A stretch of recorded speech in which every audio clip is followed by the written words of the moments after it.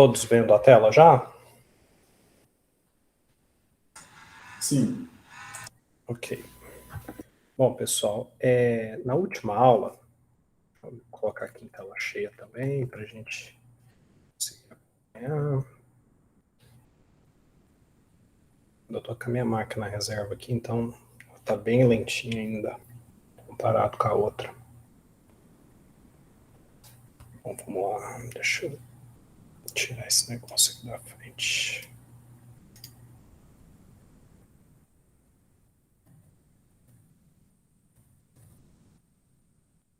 Bom, pessoal, na última aula, né, a gente continuou falando sobre a questão da evolução, né, da computação em relação aos dispositivos, né, meios de acesso, e falamos sobre computação bico, a diferença de computação bico com computação vestível, né, e aí eu deixei para casa, para vocês, uma tarefa, né, sobre microchipagem.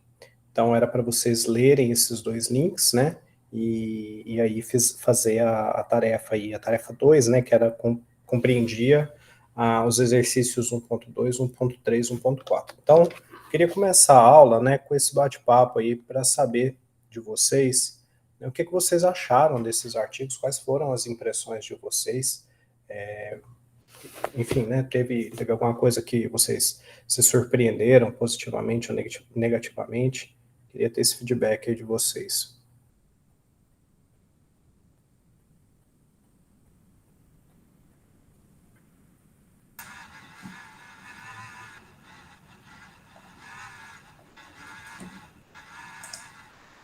Olha, Ok.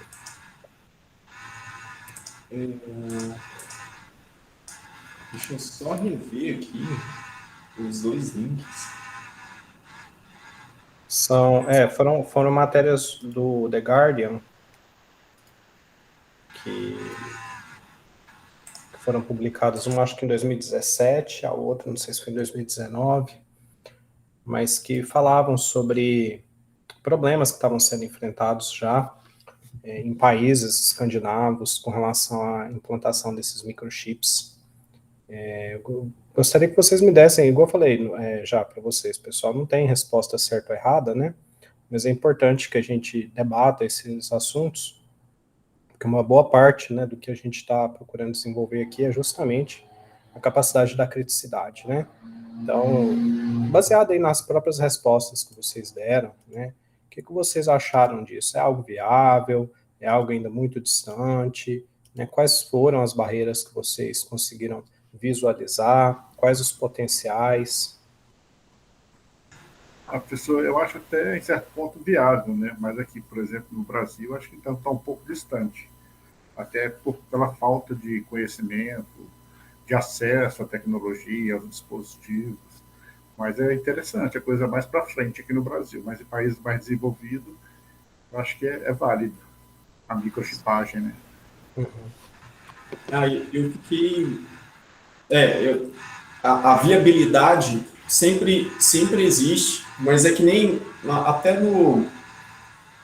Em um desses dois artigos, os caras citam essa parte emocional das pessoas, porque imagina, se hoje tem uma galera que não quer nem vacinar, imagina quem vai se submeter a uma violação de um chip entrando no corpo. Então, ela entra muito nesse embate, assim, do até que ponto é aceitável. Aí, tipo assim, até para complementar minha resposta, acho que na penúltima questão, 80, eu olhei aqui, eu pesquisei no Google aqui, 86% da população do Brasil ela é cristã. Então, ela tem um fundamento religioso. E na Bíblia lá, sempre tem alguma coisa que fala que o corpo é um templo, é algo inviolável, alguma coisa assim. Então tem aquele sentimento cultural de que isso não é bacana. Aí fora a desigualdade que é aqui no Brasil, assim, que não é todo mundo... Até um caixa-tem aí da vida aí para receber auxílio emergencial foi um parto aí para muitas pessoas aí arrumar um aplicativo da Caixa para fazer isso. Então, me parece que essa microchipagem cutânea aí e tal de longe, numa visão mais nerd das coisas, é disruptivo, é interessante, mas é algo bem distante da realidade, assim, da galera. Quem falou foi o Vitalino. Vitar? Vitalino. Vitalino, tá. Eu ainda estou acostumado com a voz de vocês. Mas alguém gostaria de colocar algum comentário sobre a matéria? Alguma coisa que lembra que foi citada lá, que de repente chamou mais atenção?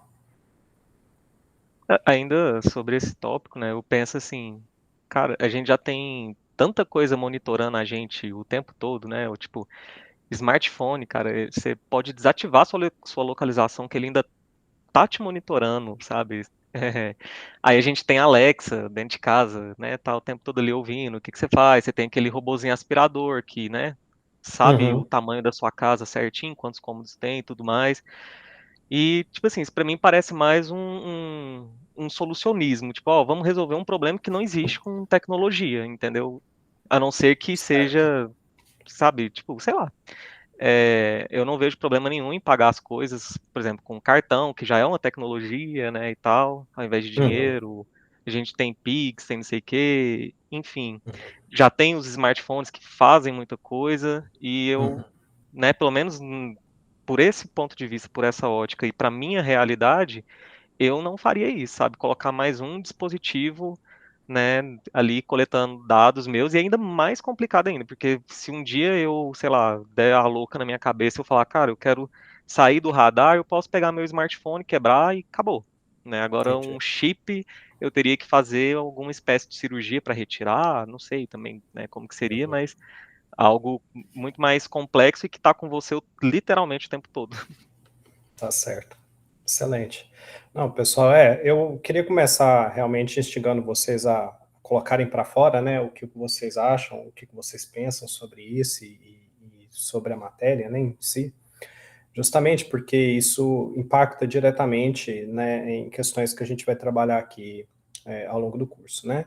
Então, assim, a primeira coisa que eu acho que foi citada aí por vocês, né, nos comentários, e que tem muito a ver com isso, é realmente a gente tratar de como a tecnologia ela vai ser recebida por diferentes gerações, porque isso implica em valores distintos, né, em princípios, em formas de enxergar a vida diferente, né. Não só por uma questão de como a pessoa foi educada, mas também pela perspectiva que ela tem de vida para frente, né, e tudo mais. Então, realmente, tradições, né, como vocês disseram, questões religiosas, né, a gente sabe que na própria Bíblia cristã existe, né, se eu não me engano, em Apocalipse, né, alguma coisa que faz menção a uma ideia de chipagem, né, e tal, isso é de vez em quando levantado aí pelas pessoas, e tudo isso causa medo, né, e justamente a gente tem que começar a pensar essas coisas, né, mesmo não sendo ainda parte da nossa realidade, porque quem trabalha com UX tem que estar, né, na fronteira realmente da tecnologia para perceber aonde está o potencial de explorar, né, uma melhoria, né, na experiência dos usos dos diversos serviços, certo? Então, só trazendo um pouco do meu background pessoal, né, com relação a essas passagens, né, de tecnologia, né, esses saltos tecnológicos que a gente tem, e que a gente consegue já observar no curso da nossa vida, e a gente aqui em geral, né, acho que a média de idade aqui, nossa, é bastante jovem, mas eu vejo isso acontecendo, por exemplo, com a minha avó. Minha avó, quando surgiu o celular, né, eu lembro disso muito claramente. Ela carregava o celular dela com um foninho de ouvido pendurado no celular, né, naquele conector lá. Ela só usava o celular com fone de ouvido. E não é porque ela tem problema de audição. É porque ela falava que celular dá câncer no cérebro, que celular emite radiação, que era um absurdo as pessoas usarem aquilo perto do ouvido, né? Isso na época que era celular ainda, que não era nem smartphone, né? Aqueles celularzinhos Nokia e tal. E eu lembro que ela era totalmente contra. Ela tinha linha de telefone, ela falava que só usava o celular porque quando saía na rua não tinha jeito e que só usava daquele jeito. Crítica ao extremo, né? Super resistência. E isso o quê? Foi mais ou menos uns Na verdade, o smartphone já existia, mas ela ainda não sabia usar o smartphone, tá? Ela tinha um celular desse aí, porque realmente para sair na rua ela precisava de ter um aparelho. Então deve ter uns 10, 11 anos isso. E hoje em dia, a minha avó, ela fica o tempo todo conectada no smartphone, né? Em especial no WhatsApp. Se brincar, ela tem mais tempo de tela do que eu e muita gente aqui na aula, né? Realmente isso tornou parte da vida dela, né? E aonde foi, né, que aconteceu esse clique, né, esse salto? Isso, né? O que é que possibilitou isso, né? Foi simplesmente ao acaso, né? Será que foi somente a minha avó que passou por isso, né? Ou será que essa é uma realidade de muitas pessoas idosas hoje em dia, né? Que tinham esse mesmo tipo de percepção há 10, 15 anos atrás e que hoje em dia já tem uma intimidade com a tecnologia muito diferente, né? Então, isso não é a única coisa, né? Assim, isso foi só um exemplo, né, que eu dei pessoal, mas a gente observa esses tipos de mudanças de comportamento ao longo da evolução de diferentes meios de tecnologia, né? Cartão de crédito também, né? Foi um outro problema que, na verdade, foi uma solução, né, que surgiu e que foi recebido com resistência no início, né, as pessoas não tinham esse hábito de usar nada eletrônico, não confiavam, porque o dinheiro, a ideia do dinheiro era muito associada a você pegar, né, fisicamente na moeda, então, no máximo, ali era um cheque, muita gente para ter cartão de crédito, né, não foi um processo imediato, né, foi realmente construído.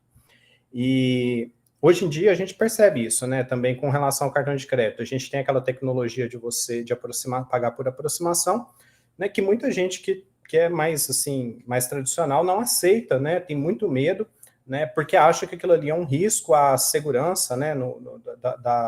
Do dinheiro dele, né? Ele pode sofrer uma fraude, um roubo com aquilo, né?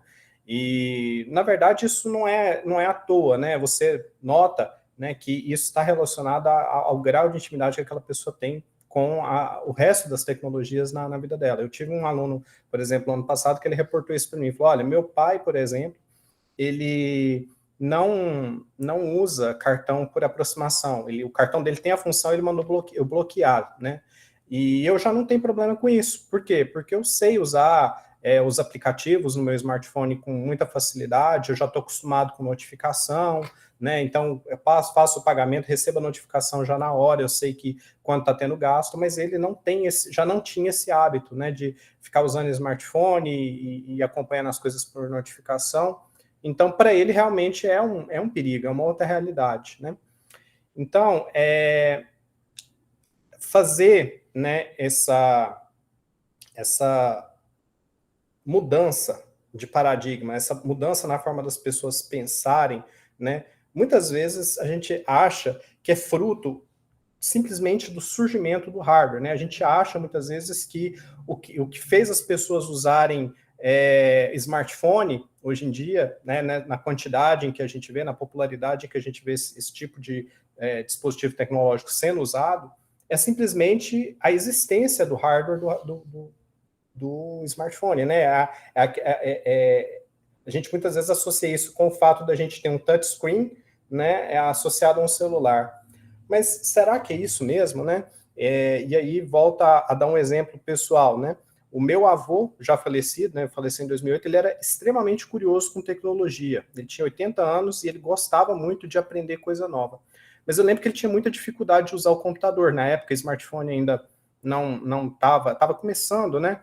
E ele usava realmente computador de mesa e tal, mas ele tinha curiosidade, mas ele tinha muita dificuldade, né? Ele queria aprender, mas não era fácil para ele. Tudo eu tinha que escrever passo a passo no papel para ele, desde assim de como imprimir as coisas usando a impressora, verificar e-mail, mandar e-mail, não era fácil. Já a minha avó, que é uma pessoa que não tem, como eu falei para vocês, essa curiosidade, pelo contrário, tem até uma certa resistência, né, ela domina o WhatsApp de uma maneira que às vezes até eu não consigo, né, tipo assim, ela consegue gerenciar aquilo ali com muita facilidade, certo? E aí eu pergunto para vocês, por que será essa diferença, né? Será que, de fato, é a máquina, né, o computador, o teclado, o mouse que dificultava o uso, né, no caso do meu avô, e o celular, né, portátil que facilita? Será que é isso, né? Então, na verdade, não, né, pessoal? Existe uma série de coisas que estão aí, vamos dizer, nessa camada entre o hardware e o usuário, né, que foram sendo trabalhadas e evoluídas, né, por meio de pesquisa, né, e que foram se tornando padrões e tal, que viabilizaram a gente a produzir softwares que, de fato, fossem fáceis de ser usado até pelo usuário mais leigo, né? E isso aconteceu aí no decorrer da nossa existência mesmo, né? Mas isso não foi ao acaso, né? Esse é o ponto que eu quero chegar para vocês. Então, quando eu passei essa reportagem para vocês sobre a microchipagem, eu queria que vocês meio que tentassem fazer esse paralelo, né? Porque, como, por exemplo, acho que foi o Vitalino falou, né? Ele tem uma posição que, hoje em dia, ele não se vê aplicando isso, né? Usando esse microchip, né? E, de fato, esse é um posicionamento que eu acho que muita gente tem, e não precisa ser gente antiga, né? Porque realmente é uma coisa que a gente não vê o porquê, né? A gente não vê a necessidade. Mas, vamos lá, né? Será que, voltando à questão dos smartphones, será que quando os smartphones surgiram, né, eles foram, vamos falar assim, adotados simplesmente porque eles, igual eu falei, tinham uma tela touchscreen ali e aquilo ali era útil para as pessoas? Não, né? Se isso fosse verdade, a gente teria, por exemplo, a disseminação daqueles pequenos aparelhos, não sei se vocês conhecem, que chamava Palm OS, que a gente, na Palm OS era o sistema operacional que rodava, né? Mas acho que era Palm mesmo que chamava. Era um dispositivozinho touch, né? Que vinha com a canetinha para você usar. Isso aí bem antes, né? Dos smartphones surgirem. Mas não teve essa adoção, né? Que os smartphones tiveram, embora fosse touch, embora tivesse a canetinha, né? E tal, não tiveram, né? A adoção que os smartphones tiveram. Por quê? Né? Então, aonde que está a diferença, né? Então, assim, como é que a gente pode trabalhar, né, o desenvolvimento das nossas aplicações de forma a suprir, né, carências que os nossos usuários tenham, para que isso sirva meio que como uma moeda de troca mesmo, né? Olha, de um lado aqui você vai ter a resistência, né, de realmente adotar isso, como foi, por exemplo, o caso do celular e do smartphone, mas por outro, né, tem uma carência que vai ser resolvida que se você tiver esse aparelho, você vai ter como atendê-la, né? Então, voltando ao caso da minha avó, o porquê que ela domina o WhatsApp? Em primeiro lugar, porque ele é um aplicativo todo pensado, né, para uma pessoa leiga tanto quanto ela conseguir usar com facilidade, né?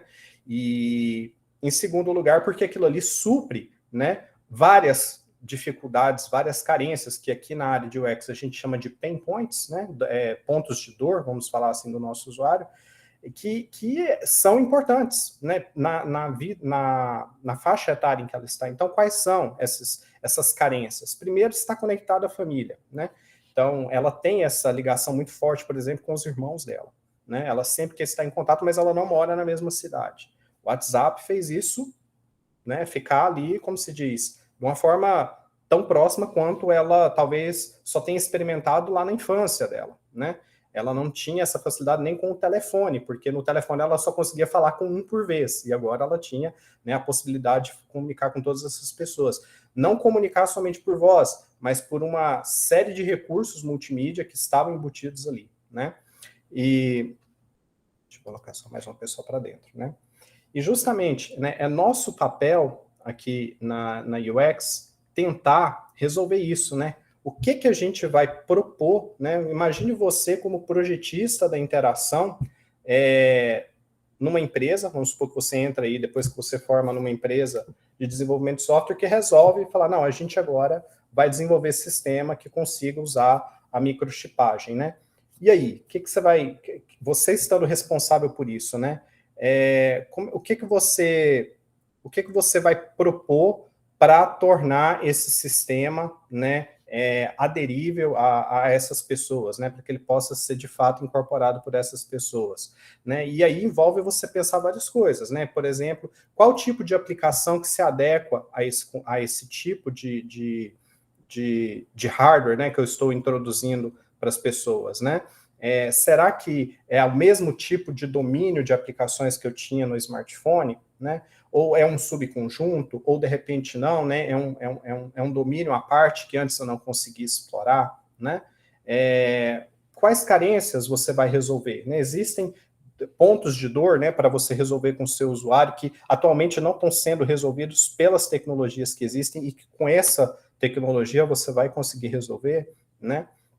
Então, como que você vai fazer essa inserção, né, dependendo do mercado em que você está, como bem disse, acho que foi, não sei se foi o Vitalino ou se foi o Gilberto, não me lembro, né, que falou sobre a questão do Brasil ter a maior parte da população cristã. Então, como é que você faz para contornar, né, esse problema da religiosidade, né, essa dificuldade num cenário em que a gente, por exemplo, observa as pessoas tendo resistência à vacinação, a tecnologia 5G, né? Como é que a gente trabalha isso, né? Então, como eu disse para vocês, a gente tem que tentar resolver essas carências, né? Identificar essas carências, certo? Então, fazendo essa introdução, né? Eu queria puxar aqui uma definição, né? Do que é, afinal de contas, o UX design, esse termo, né?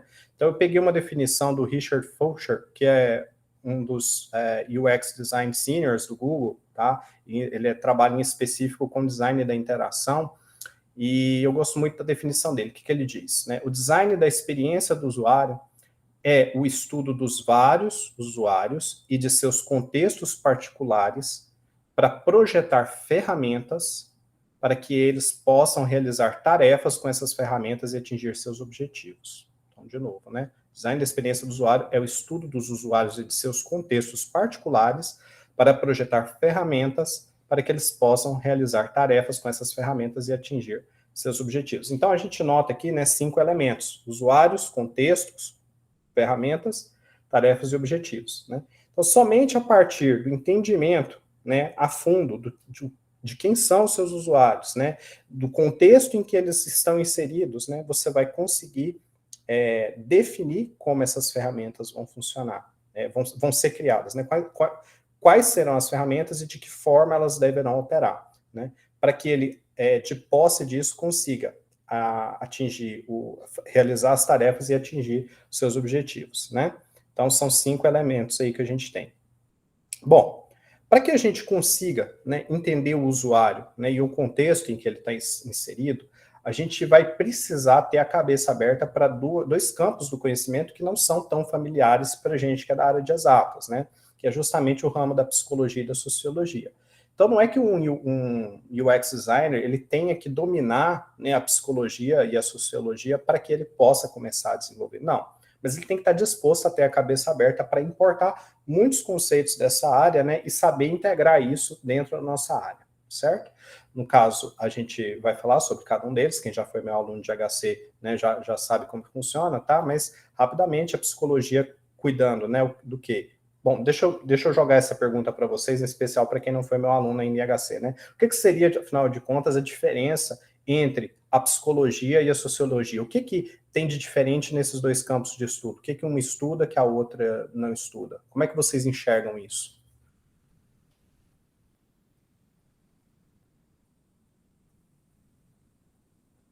Lembrando que não tem resposta certa ou errada, tá, pessoal? Eu quero que vocês realmente exponham o que vocês sabem para a gente ir modelando isso junto.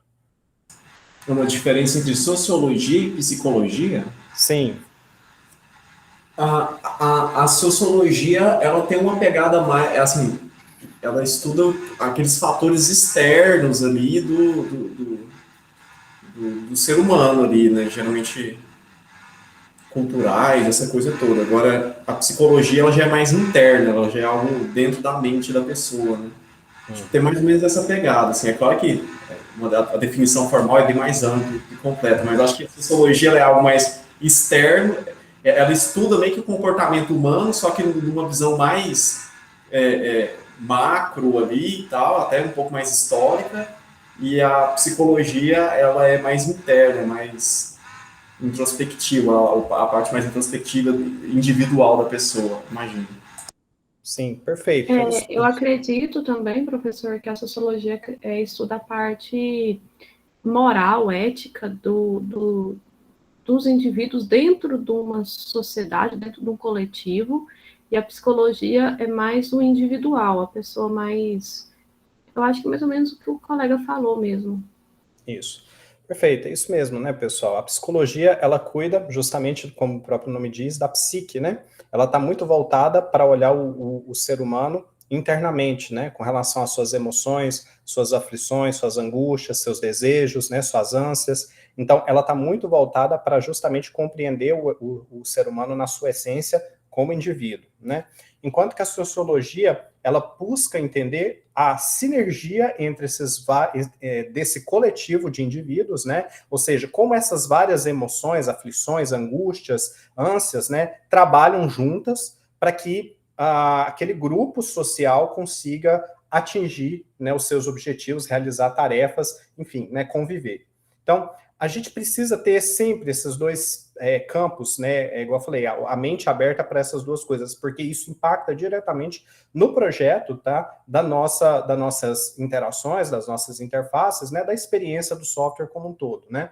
E a gente daqui a pouco vai destrinchar um pouco mais sobre isso, né? Então, em primeiro lugar, a gente tem que estar disposto a olhar para esses dois campos, né? De forma sem preconceitos. Segunda coisa, né, ferramentas. E aí a gente vai estar muito preocupado em olhar para o quê? Para aquilo que já existe, tá? Lógico que a gente vai estar sempre pensando em avançar, né, o conhecimento, em avançar no projeto daquilo que a gente quer fazer como algo inovador, mas é fundamental que a gente olhe para aquilo que já existe, tá? Também a gente já vai comentar um pouco disso mais para frente, né? E por fim, as tarefas e objetivos que, na verdade, vão ser geradas, né, a partir do emprego dessas ferramentas por esses usuários dentro desses contextos, né, e aí você precisa entender como, né, as tecnologias existentes, elas estão relacionadas, né, a aspectos sociológicos e psicológicos, né, então não olhar essas coisas de forma segregada, né, mas sim a sua sinergia, a sua combinação, tá? Então, como vocês bem ilustraram aí, psicologia voltada por ser indivíduo, né, no seu interior, e a sociologia seria o lado direito aqui da nossa ilustração, mostrando esse coletivo, né. Então, tem uma passagem aqui do Don Norman, né, que foi que é um dos papas, morreu, né, ele é um dos papas da área de UX, tá, e ele fala isso no livro dele, né, o design das coisas de todos os dias. É uma excelente referência bibliográfica, inclusive, para quem tiver mais curiosidade, tá? É um dos livros referências da área. Que ele diz o seguinte: com a passagem do tempo, a psicologia das pessoas permanece a mesma, mas as ferramentas e objetos no mundo mudam, né? O que ele quis dizer com isso, né? Justamente, quando a gente observa, né, o mundo atualmente, a gente tem a sensação, né, de que não é que a gente tem a sensação, mas muitas vezes a gente não consegue distinguir, né, o quanto as pessoas realmente estão se tornando mais capazes, né, por conta própria ou por interferência da tecnologia, né? Mas o fato é que, né, a tecnologia ela consegue empoderar o ser humano a um tal ponto, em especial a tecnologia da informação, né? As tecnologias de computação, os softwares, né, os sistemas que a gente tem, de uma maneira que realmente as próprias pessoas passam a acreditar nesse empoderamento como algo inato, né? Então, antes de eu desdobrar sobre isso, né, só retomando aqui um pouco dessa frase do Don Norman, né, o que ele quis dizer com isso aqui, né, com a passagem do tempo, a psicologia das pessoas permanece a mesma, mas as ferramentas e objetos no mundo mudam. Se você pega, né, por exemplo, um ser humano de hoje em dia, né, vamos supor que você tivesse a capacidade de levar esse ser humano para 3.000 anos atrás, ou ao inverso, né, pegar uma pessoa de 3.000 anos atrás, né, imagina alguém que estava lá envolvido na construção das pirâmides do Egito, você conseguisse trazer, né, vamos falar, um bebê daquela época para cá, né, e deixar esse bebê crescer na nossa era, né. O que acontece? Você sabe que, do ponto de vista psicológico, né, como eu disse, do ponto de vista das aflições, das emoções, das angústias, essa criança, né, por mais que ela tenha sido trazida de lá, né, do passado, mas ela ela não vai diferir tanto da nossa forma, da nossa psique, né, como ser humano. Porque 3.000 anos, né, do ponto de vista da evolução humana, é uma fagulha, né, a gente sabe disso, né. Então, na verdade, do ponto de vista biológico, né, como um todo. Então, o que ele quis dizer é isso, né, que a nossa evolução psicológica, ela é muito lenta, né, comparada com a velocidade da evolução das ferramentas e dos objetos, né.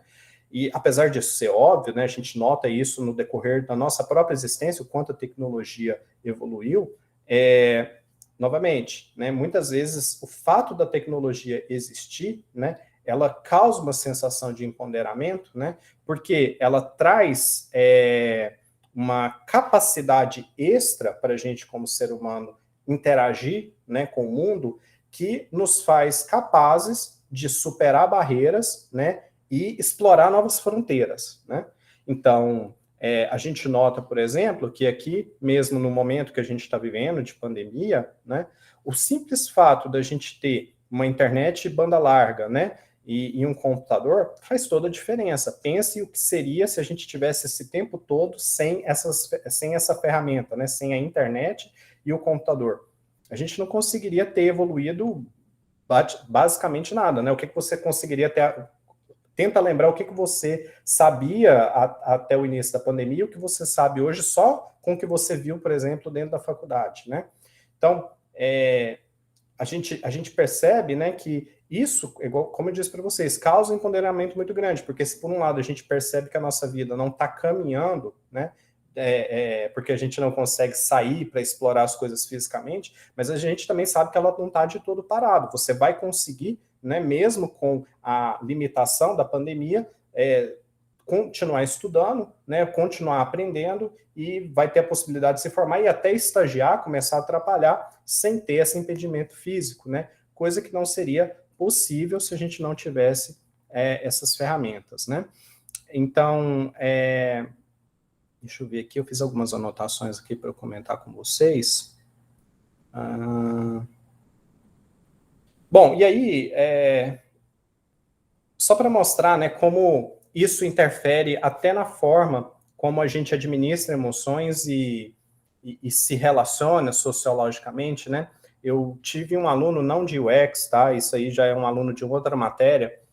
No ano passado, ele fez um comentário interessante, bem na época eu estava ministrando a matéria de UX, né? E eu consegui meio que ajudar, eu acho que de certa forma, ele justamente dando um pouquinho aqui da palhinha da aula de UX para ele, mas justamente tocando nesse ponto, né, de como a evolução tecnológica, ela contribui para que algumas mudanças, né, ocorram no decorrer do nosso tempo de vida, e que isso, às vezes, traz até uma certa angústia. Então, ele veio reclamar para mim, ele era um aluno já, vamos falar assim, ele tinha mais ou menos a minha idade, estava na casa dos 35 anos, mais ou menos, estava fazendo o segundo curso superior dele. E aí ele chegou no final da aula e falou, senhor, eu quero falar com você depois da aula. Eu falei, tá bom. Aí a hora que todo mundo saiu da aula, né, ele falou assim, não, senhor, é o seguinte, é que eu estou no segundo curso superior, e ele estava começando, né, o curso dele. Ele falou assim, eu estou no segundo curso superior, professor, e eu não sei, professor, não sei o que acontece, eu não sei se é o curso, porque eu fiz engenharia civil e agora eu estou fazendo sistema de informação, mas eu sinto que parece que o pessoal não tem liga, né? Eu sinto que a turma parece que o pessoal não interage, né? E eu não sei o que está acontecendo, né? Aí eu virei para ele e falei assim, olha, o que acontece, né? Minha percepção, mas que eu acho que tem a ver por saber que você, né, é mais ou menos da mesma geração, né? Eu falei assim, de fato, há 15 anos atrás, né, há 20 anos atrás, foi quando eu fiz minha graduação, né, o paradigma era totalmente diferente dentro de uma faculdade, porque o que acontecia, né, como a gente, apesar de ter internet, ter computador, mas era uma velocidade de internet muito mais lenta, né, um computador muito mais precário, né, a gente não tinha a riqueza de softwares, né, com o avanço tecnológico que a gente tem hoje, isso acabava impondo, né, uma série de barreiras para a gente que a gente tinha que resolver, né, com muito jogo de cintura e relacionamento interpessoal. Então, o que era a realidade quando a gente entrava numa faculdade e a gente era calouro, né? A gente logo procurava se enturmar, né? Inclusive esse era o termo, a gente tinha que se enturmar, né? Então a gente se preocupava muito em ter uma postura proativa, em relacionar, fazer amizade dentro da sala de aula, fazer amizade com os veteranos, se submeter até, às vezes, a uma certa relação de hierarquia implícita que havia dentro dos cursos, né, entre alunos, porque eu sou mais veterano, eu já sei o caminho das pedras, você é calouro, você não sabe. Tinha toda essa, vamos falar assim, essa dinâmica, né, que acontecia ali entre as turmas, né? Mas isso não era só entre alunos, isso era às vezes até entre aluno e professor, aluno e funcionários, porque existia uma relação de dependência muito forte para que a gente conseguisse caminhar dentro daquela meta que a gente tinha de formar, né? Então, por exemplo, só ilustrando, né? Como a gente tinha uma internet muito precária, né, a gente dependia desses relacionamentos de amizade para poder se marcar de reunir para conseguir estudar, porque o estudo era feito sobre livro, e livro não tinha né, não era igual hoje em dia que você baixa PDF fácil. Era muito difícil achar alguma coisa em PDF. Quando tinha na biblioteca, era 1, 2, 3 exemplares do livro que o professor recomendava, e realmente a galera tinha que se agrupar. Como é que você vai fazer isso se você não tem um bom relacionamento com essas pessoas, né? Telefonia também ainda era muito cara, então também não dava para ficar dependendo de ficar batendo papo muito pela ligação, né? Até com o cara do Xerox, eu lembro que a gente tinha essa preocupação de ser amigo do cara do Xerox, porque quando o professor passava um material que era de um livro que só tinha um exemplar, todo mundo dependia do cara que pegava esse exemplar para tirar a Xerox, e aí a gente queria que o cara do Xerox, né, colocasse a nossa lá já na fila, né, e era muita gente procurando ele. Então, a dinâmica era muito diferente porque as pessoas tinham uma necessidade, uma dependência muito grande uma das outras, coisa que foi resolvida simplesmente com a popularização, né, da computação por meio dos smartphones. A gente sabe que hoje em dia nem todo mundo dentro da faculdade tem computador, mas tem pelo menos um smartphone, e a facilidade de acesso e a velocidade de acesso na internet, né? Então, qualquer lugar que tem Wi-Fi, você consegue assistir com alguma decência, né, qualquer vídeo de YouTube, né? Naquela época, além de a velocidade ser muito ruim, até para transmissão, né, a quantidade de conteúdos dentro do YouTube que realmente era confiável era muito baixa, porque a plataforma estava começando. Então, essas mudanças, né, como eu disse para vocês, elas trazem um empoderamento a ponto, né, de hoje as pessoas estarem mais dinâmicas, e foi isso que eu tentei explicar para ele. Falei, olha, o que está acontecendo hoje em dia é isso, né, os alunos estão mais independentes do que naquela época, então realmente não existe essa necessidade desse entrosamento, e essa é uma realidade que você vai ter que adaptar, porque isso não é no curso de SI, é global, né? Em qualquer curso que você for, em qualquer realidade que você for de universidades diferentes, você vai notar essa diferença, né?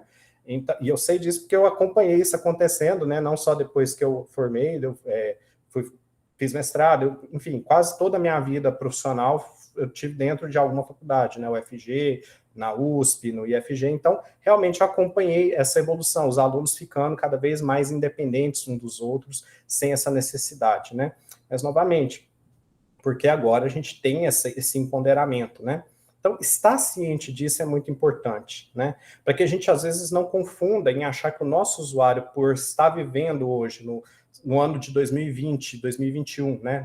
Indo para 2022, ele está mais, vamos falar assim, habilidoso, né? Em certas coisas, né? Simplesmente porque ele nasceu, ou ele está jovem nessa época. Não é isso, né? Na verdade, as ferramentas que estão cada vez mais se adaptando a resolver as barreiras que essas pessoas têm como indivíduo e como sociedade, né? E saber fazer essa distinção é bom para a gente não cair em cilada.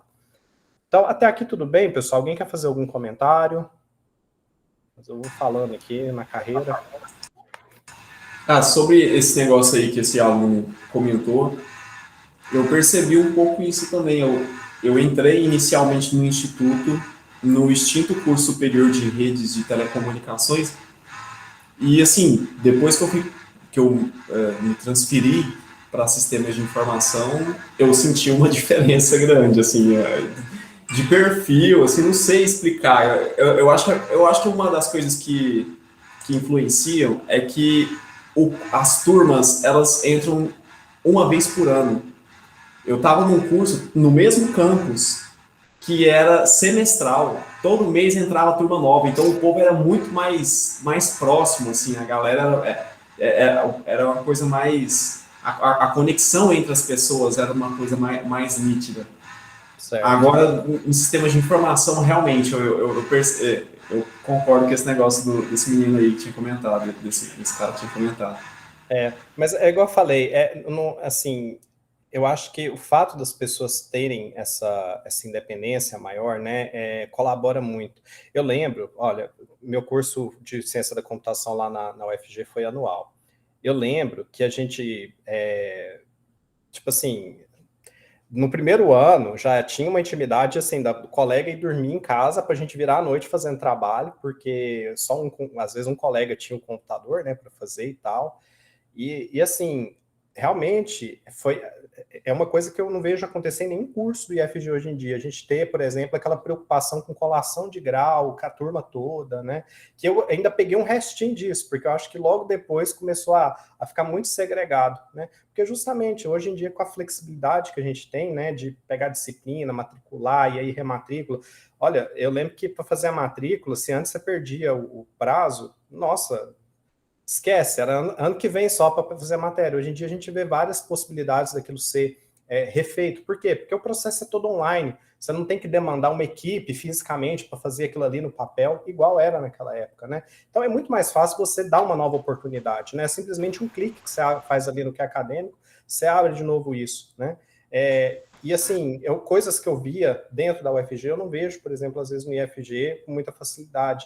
Gente reunindo para tocar violão da mesma turma, né? A gente fazer excursão junto. Então, assim, realmente eu acho que existe uma série de fatores, né? Mas a tecnologia trouxe uma independência que as pessoas realmente não precisam estar muito dependendo de estar ligado uma à outra para resolver as barreiras ali dentro. E eu não acho que é só na faculdade, é em geral isso, né? Nos vários contextos. Principalmente agora, depois da pandemia, acho que cada vez mais a biblioteca vai estar vazia lá no IFG. Exato. A biblioteca no IFG é muito vazia, né? A gente nota isso, mesmo antes da pandemia. Então, alguém mais gostaria de fazer algum comentário, pessoal? Tranquilo? Então, vamos lá. Então, pensando nisso, né, já que a gente vai estar muito interessado em entender o nosso usuário, né, do ponto de vista psicológico, sociológico, a gente tem que sempre estar preocupado com isso, né? Num sistema de software, a gente vai estar muitas vezes projetando a experiência do uso para diversos tipos de usuário, né? Às vezes esse usuário vai ser um cliente, às vezes vai ser o seu próprio patrão, às vezes vai ser o seu colega, às vezes vai ser um público externo, né? Às vezes esse público externo vai ser infantil, né? Às vezes vai ser de idosos, né? E aí, né, é muito importante a gente ter uma preocupação, né, de como a gente vai conseguir modelar a experiência de acordo com esses diferentes papéis, né? Muitas vezes as pessoas falam, é só você vestir o chapéu dessas pessoas, né? Que dá uma impressão que é você se imaginar no lugar delas, né? Mas como eu disse para vocês, lá naquelas primeiras aulas, né, você não é o usuário, né? Então não tente ser uma coisa que você não é, ou pare de pensar que você é o usuário, né? Então, como é que a gente resolve isso? Né? Na verdade, existe método, né, metodologias para isso, né? E as duas metodologias que a gente tem dentro da UX, né, seriam a metodologia quantitativa e qualitativa de pesquisa, certo? Então, no caso da metodologia, né, quantitativa, né, o que vai acontecer? Você vai estar muito mais, deixa eu puxar aqui, você vai estar muito mais voltado, né, para a quantificação, como o próprio nome diz, dos fenômenos. Então, o que acontece? Às vezes você vai ter um problema, né, cujo fenômeno daquele problema ele já é conhecido, né? Ele já foi explorado, ele já foi trabalhado em alguma outra situação, e aí basta que você quantifique esse fenômeno para que você consiga modelar a sua solução, certo? Já na pesquisa qualitativa, não. Você vai ter que descobrir o fenômeno, você vai ter que revelar o fenômeno, ou porque ele não é conhecido, ou é porque ele ainda está bastante turvo, né? Então, vamos lá, né? O que seria essa diferença aí? Quais seriam os métodos dentro de cada uma dessas metodologias de pesquisa, né, para você estudar? Em primeiro lugar, por que a gente tem que aplicar esses tipos de pesquisa, né, com o usuário? Antigamente, né, quando você tinha, quando o software não era uma coisa tão acessível, né, você tinha que os desenvolvedores, eles tinham, vamos falar assim, um tempo para aprender quem eram os usuários deles, as necessidades desses usuários, muito folgado, né, muito amplo. Você podia lançar um software no mercado e, vamos falar assim, deixa o nosso usuário, né, passar para a gente aonde que a gente tem que melhorar. Hoje em dia, não.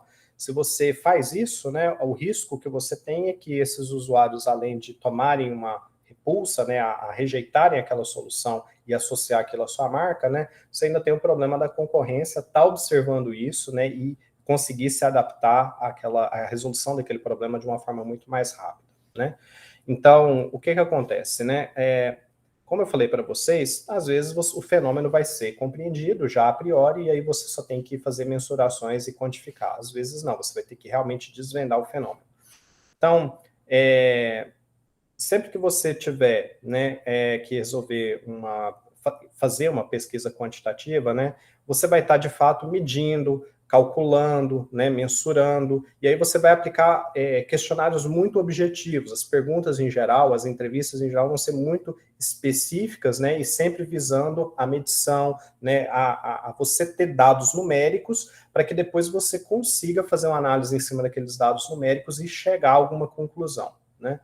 Já na pesquisa qualitativa, não, você vai ter, e aí eu coloquei aqui alguns exemplos, tá, para vocês, de nome de métodos de pesquisa qualitativa e quantitativa, né, para que vocês consigam já ir familiarizando com isso, né.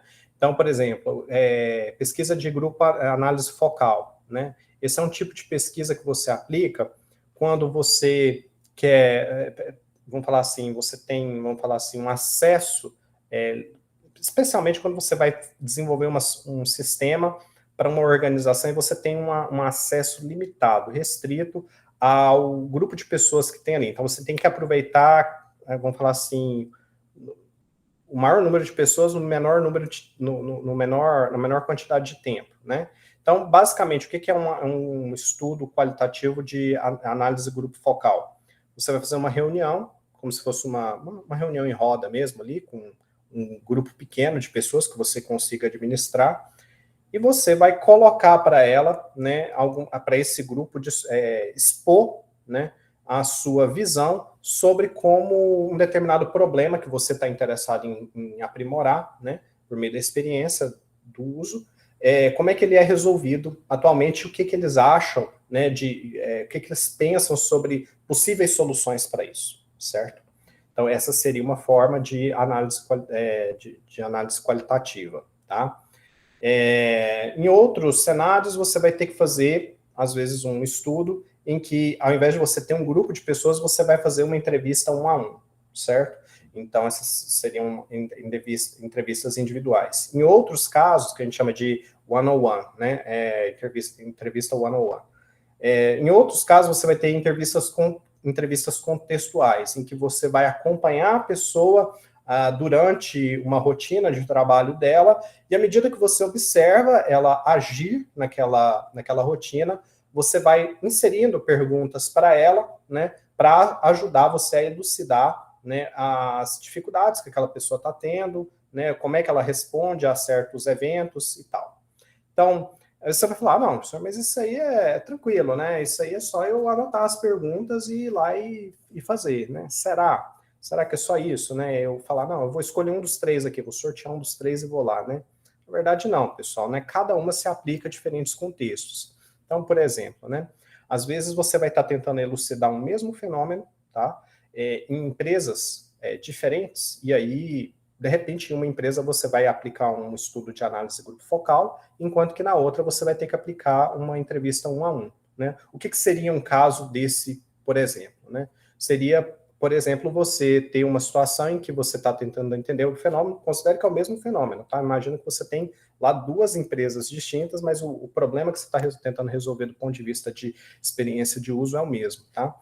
Às vezes, na empresa A, vamos dizer assim, você vai poder aplicar o grupo focal simplesmente porque não existe uma diferença hierárquica muito grande, né, uma rigidez hierárquica muito grande entre os membros que vão participar daquele estudo, certo? Então, vamos falar assim, a opinião de um vale tanto quanto a de outro.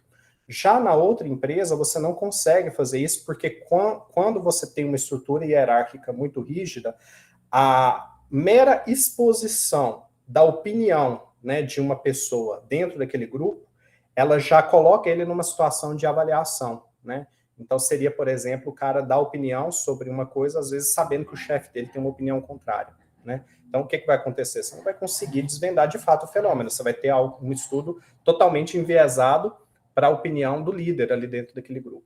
Então, fazer essa distinção, né, envolve até um certo envolvimento prévio, né, de quem trabalha com UX nesses ambientes, né, nessas, vamos falar aqui no caso nosso, nessas empresas, né, para realmente distinguir qual estudo vai aplicar, né, em que momento vai aplicar, isso também é uma coisa importante, tá? E aí, igual eu falei, tem vários tipos de estudo qualitativo, tá? Na literatura tem vários descritos, tá? Por exemplo, eu falei que a análise de grupo focal, entrevista 1 a 1, né? Tem entrevista contextual, que você às vezes vai acompanhar as pessoas, né? Você tem expert review, que é quando você tem pessoas que são especialistas, né, no uso, na operação de uma ferramenta, e aí você está propondo, às vezes, algo novo, você precisa realmente sentar com aquela pessoa especialista para ter a noção de como ela opera aquilo, né, como é que ela vai se desempenhar naquela nova solução. Card sorting, que é quando você quer, por exemplo, vamos supor, você quer rearranjar vamos supor que você foi incumbido de fazer a remodelagem do site da Magazine Luiza, você vai ter que fazer do zero tudo de novo, né? Como é que você vai agrupar os itens de menu, né? Então, você faz um estudo, por exemplo, de cart sorting com vários usuários que você vai escolher de acordo com algum critério e dar os itens de menu de forma embaralhada para ele, pede para ele arranjar da forma que faz sentido para ele aquilo ali, né? Qual que é o intuito desse estudo? É você observar ali, né, entre os vários usuários, aquilo que é comum, né? Porque dando isso de forma embaralhada para ele, permitindo que ele faça isso, é feito com papel mesmo, tá, pessoal? Eles cortam lá os papeizinhos e tal, né? E dão lá, por exemplo, né, as várias sessões que teria lá na interface inicial, e aí a pessoa vai rearranjar aquilo ali, o que estaria dentro do quê, né? O que se a pessoa clicar vai aparecer outro. E aí ele consegue ter uma visão, né, do que é comum e do o que não é comum, né? O que é que está desviando, para que ele consiga projetar algo sem, por exemplo, cometer o erro de enviesar a opinião dos usuários, por exemplo, propondo antecipadamente uma interface e falando para ele, isso aqui é bom ou não é? Né? Por quê? Porque muitas vezes o usuário, quando ele está do lado do especialista que propõe uma solução nova para ele, ele tende a concordar, né? É um dos vieses que a gente tem, né, que se preocupar quando a gente trabalha com UX. Então, tem vários tipos de estudos qualitativos, tá? Tem vários tipos de estudos quantitativos, mas o que eu quero passar para vocês não é que vocês, lógico, a gente não tem como abordar tudo isso aqui a fundo na nossa disciplina, mas que você, em primeiro lugar, tem que saber que existem, né, esses dois tipos de metodologias, tem vários métodos dentro deles, e que você aplica a metodologia de acordo com a necessidade, né? Então, não é todo estudo, não é todo problema que você pode adotar quantitativo, não é todo problema que você pode fazer pesquisa qualitativa, e às vezes vai ter problema que você vai precisar da integração dos dois, né?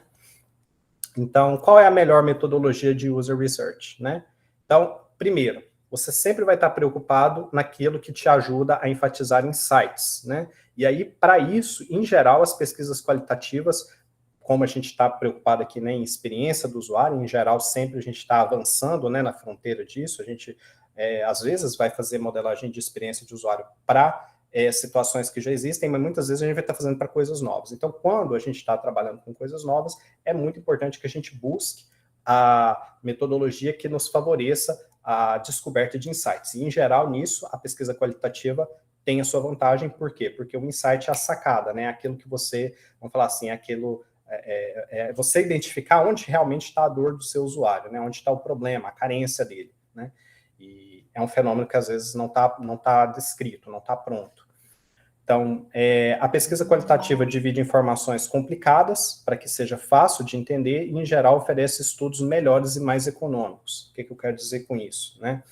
Que, em geral, né, o que você vai fazer? Seja análise grupo focal, seja entrevista contextual, seja entrevista 1 a 1, né? Você vai ter como resultado, né, desses estudos, texto.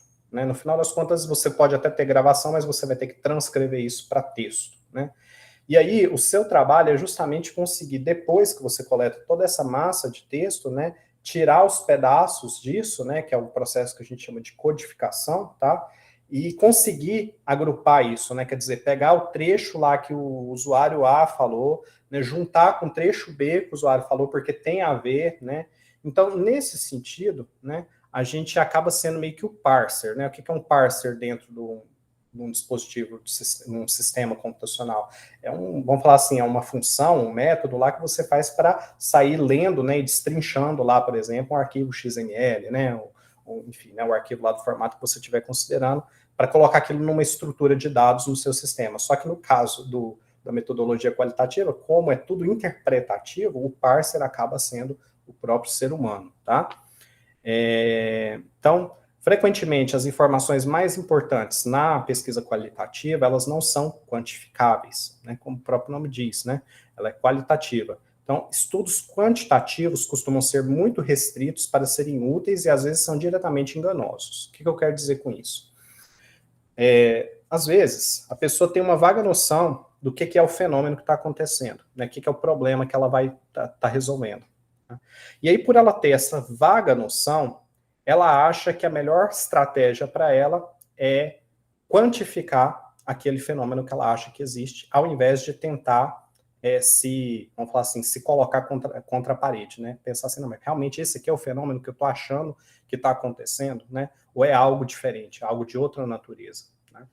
E isso, muitas vezes, faz como as pesquisas quantitativas são baseadas em números e têm resultados numéricos, né? Muitas vezes o que acontece é que, como a pessoa acaba gerando uma base de dados grande, né, quantificando aquilo que ela acha que existe, né, aquilo traz mais confiança para ela ainda de que, de fato, o fenômeno existe, né, e convence as pessoas.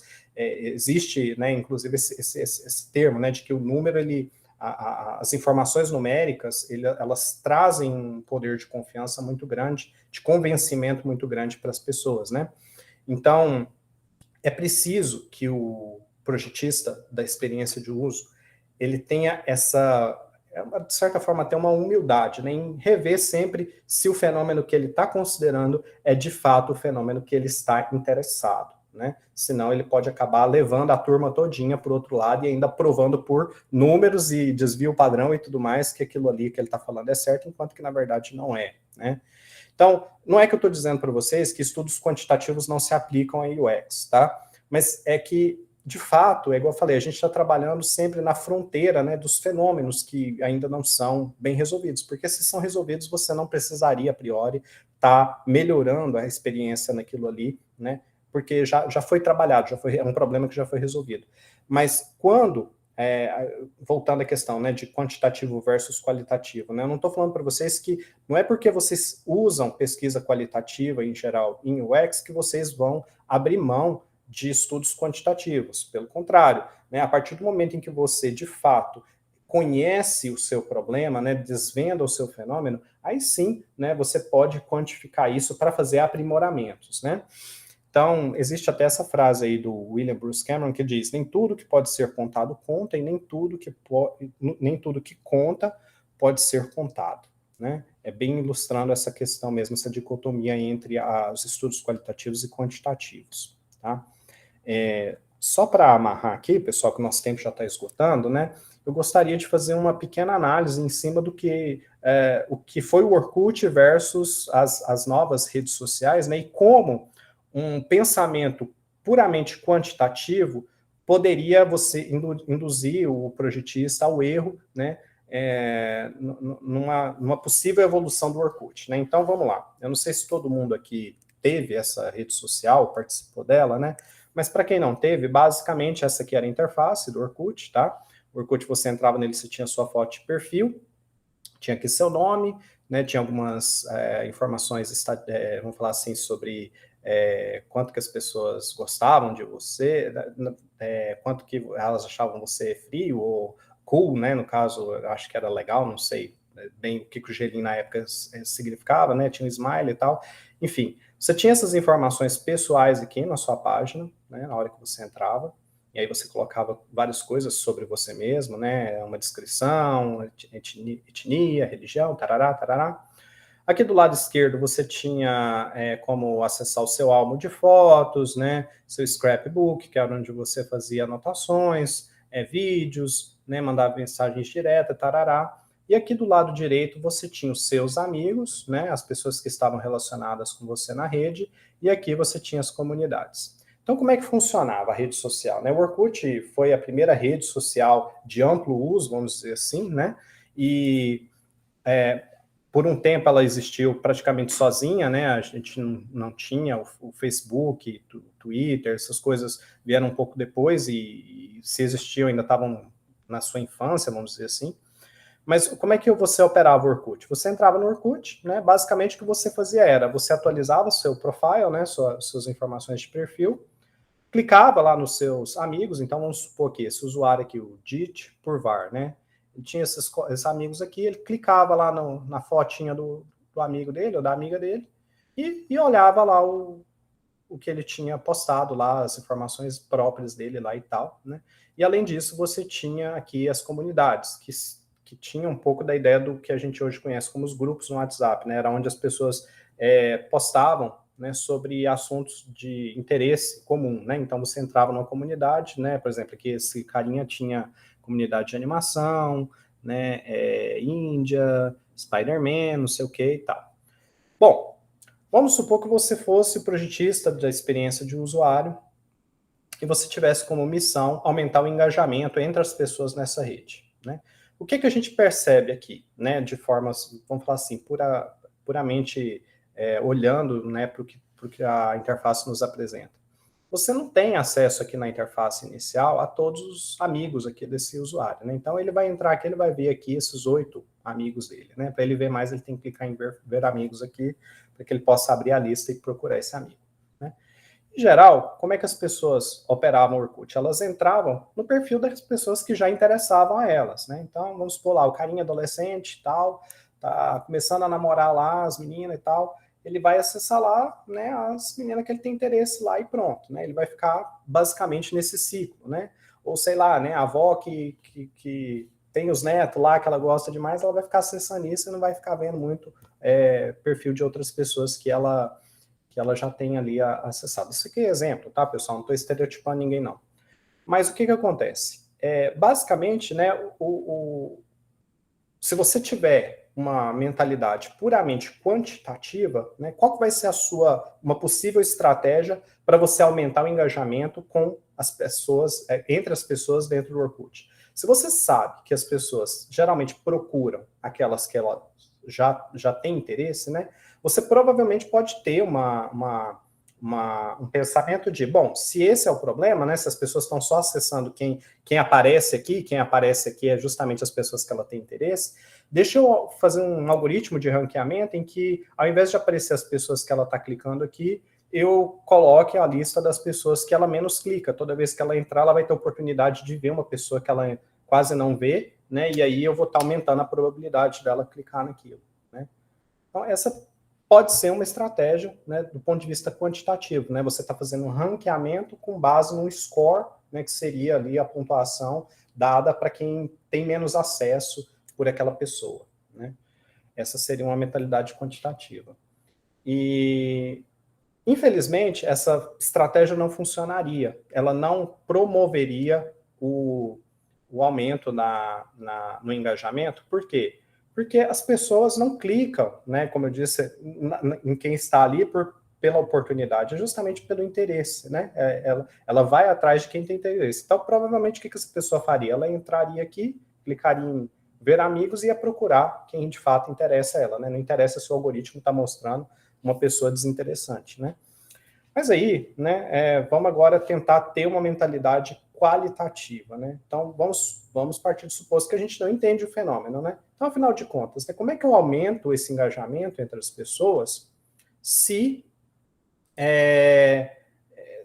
enfim, né, a interface ela se apresenta dessa forma aqui? Será que, em primeiro lugar, né, eu tenho que, de fato, ranquear as pessoas, né? É esse o meu problema? As pessoas estão interagindo porque elas estão sendo mal ranqueadas pelo algoritmo que apresenta elas aqui na tela? Ou será que é uma questão de como o usuário consome informação, né? Então, se você for estudar como as pessoas consomem informação, né, e tirar, vamos falar assim, o Orkut aqui de lado um pouco, né, e olhar para o mundo, como é que as pessoas consomem informação em geral? Elas são mais proativas ou elas são mais passivas no consumo de informação? O que vocês acham? Acho que passivas. Passivas, né? É o que acontece. É por isso que a gente vê portais, revistas, né, jornais sempre vendendo, né, espaço na manchete, que é a folha de capa, vamos dizer assim, né? Você entra num portal ali, você vai ver as notícias mais importantes para o corpo editorial daquela revista e também os anúncios de quem paga mais ali na frente, né? E, de fato, essas vão ser as notícias mais lidas, porque é natural do ser humano um consumo mais passivo do que ativo. Então, se eu entendo isso, né, eu começo a perceber um problema aqui nessa interface, que é uma coisa que vocês provavelmente já devem ter identificado que as redes sociais hoje em dia não cometem, que é o problema do quê? A informação principal que você tem na hora que você acessa o perfil é a sua própria informação, né, para começo de conversa. O que você tem aqui no meio da tela, né, são informações próprias suas. Mas espera aí, será que é isso que o usuário quer ver, né, que vai gerar um engajamento para ele na hora que ele acessa a minha rede social? Ou será que é melhor eu colocar ali os comentários que estão sendo mais curtidos dentre aquele círculo de amigos dele? Que é o que o Facebook fez, né? O Facebook ganhou toda a projeção que ganhou, mesmo existindo o Orkut já sendo difundido, porque ele propôs justamente a ideia dos feeds, né, para a pessoa poder sempre estar sendo alimentada de informação nova, que também é uma outra necessidade do ser humano, né? Sempre está curioso para descobrir coisas novas, de uma forma passiva, e ranqueando isso de acordo, não com quem está publicando, mas sim com o quanto aquilo está sendo promovido pelo próprio círculo. Porque se você tem um círculo que, vamos dizer assim, dá like, né, em uma determinada postagem que você fez, a chance daquilo ali ser relevante para quem está naquele círculo e ainda não viu é muito alta. Então, essa informação vai estar no corpo, né? Vai estar ali de cara, né, para a pessoa na hora que ela acessar. É o que acontece no Facebook, é o que acontece no Twitter, é o que acontece no Instagram hoje em dia, né? Então, você não entra nessas redes sociais e fica vendo a sua informação de perfil, e muito menos, né, tendo como primeira opção de exploração ali de acesso os seus amigos, né? Você está, de fato, sendo guiado por aquilo que está sendo promovido, por aquilo que está sendo, de fato, ganhando, de fato, atenção, né? Então, novamente, você só consegue ter essa percepção, né, se você realmente tenta entender o fenômeno. É igual eu falei, tenta compreender o fenômeno como ele realmente é. O problema do engajamento, como eu disse para vocês aqui, não é um problema de ranqueamento, é um problema de como as pessoas consomem informação. Mas como que você vai ver isso sem tirar isso aqui de lado e olhar para o mundo, ver como as pessoas operam, né? E isso não é uma coisa que surgiu com a tecnologia. A gente percebe isso antes da tecnologia de computação existir. Como que era nas bancas, né? Quem que ficava lá na parte de fora das bancas? Eram as manchetes, né, dos jornais, eram as capas, né? As pessoas se interessavam por aquilo que elas viam. E é o consumo de informação assim na banca, é assim na hora que ele pega uma revista e vai folhear, né? É assim quando ele pega, sei lá, um jornal, né? É assim que o ser humano consome informação, mas você só percebe isso se você for a campo, se você prestar atenção na forma como as pessoas trabalham, certo? Então, só amarrando, problema de conduzir pesquisa de usuário é que muitas vezes existe uma má interpretação do que vem a ser pesquisa de usuário, user research. As pessoas não entendem o que é isso, né? Elas acham que isso é só mais um termo legal para dizer, tem que ver o que o usuário faz, mas elas não entendem, primeiro, a diferença entre as metodologias, os métodos que tem, como esses métodos são aplicáveis, né, de acordo com o problema, tá? existe ainda uma grande maturidade, tá, vamos falar assim, do corpo técnico em especial, de entender isso, né, dentro das empresas. Negligenciamento do tempo, muitas vezes as pessoas não entendem que pesquisa de usuário não é algo que você coloca como um adendo no seu projeto. Ele é algo que tem que permear o projeto e muitas vezes até guiar o seu projeto, né?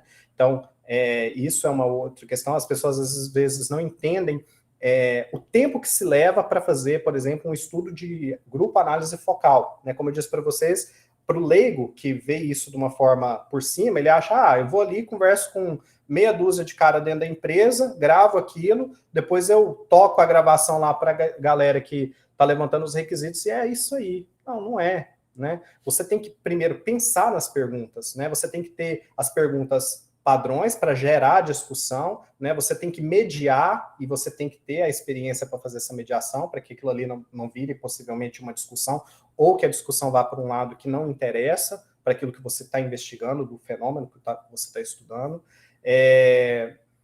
que mais?